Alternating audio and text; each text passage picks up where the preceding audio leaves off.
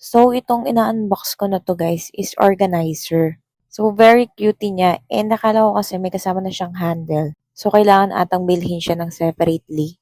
So, bumili ako ng 2 piraso kasi pinaglalagyan ko siya ng charger namin para organize siya kapag nagta-travel kami lalo na. And yung isa naman is pinaglalagyan ko ng mga makeup kit ko kapag kami aalis. Alam mo yun, very useful siya kasi hindi na kayo mamroblema sa mga bags ninyo kung saan-saan nakalagay yung mga kailangan ninyo. So, mas ma-organize yung mga gamit ninyo kapag nagta-travel kayo or kaya naman sa mga daily use ninyo. Pwede nyo rin yan lagyan ng mga sanitary napkin, mga essentials nyo kapag maliligo, like that.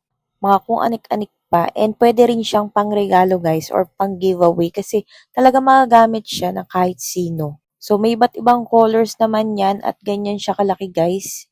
So, nagvo-voice over na naman ako kasi nga naman hindi ko naman chinek ang aking mic na hindi naman siya naka-on. Nakakaloka.